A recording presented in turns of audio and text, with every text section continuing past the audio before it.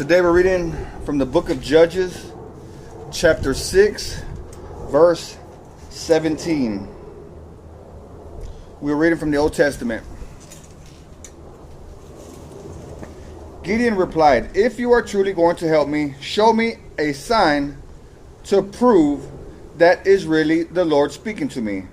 Don't go away until I come back and bring my offering to you." He answered, "I will stay here until you return." Gideon hurried home. He cooked a young goat, and with a basket of flour he baked some bread without yeast. Then, carrying the meat in a basket and the broth in a pot, he brought them out and presented them to the angel, who was under the great tree.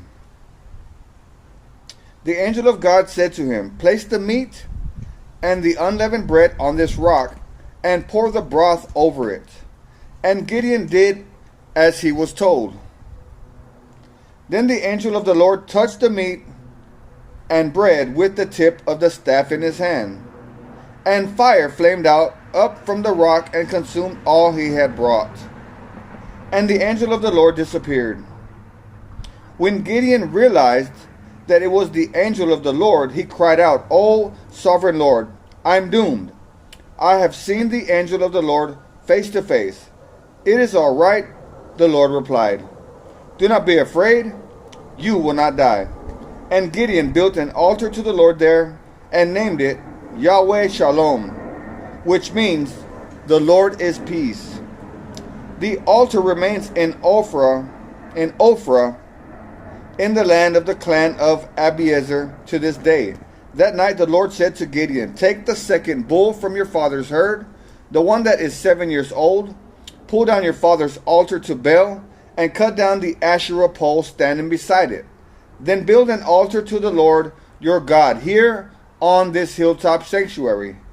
Lay the stones carefully. Sacrifice the bull as a burnt offering on the altar, using as fuel the wood of the Asherah pole you cut down." So Gideon took 10 of his servants and did as the Lord had commanded. But he did it at night because he was afraid of the other members of his father's household and the people of the town.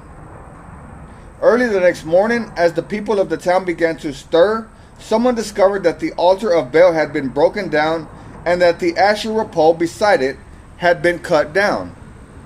In their place, a new altar had been built, and on it were the remains of the bull that had been sacrificed. The people said to each other, "Who did this?" And after asking around and making a careful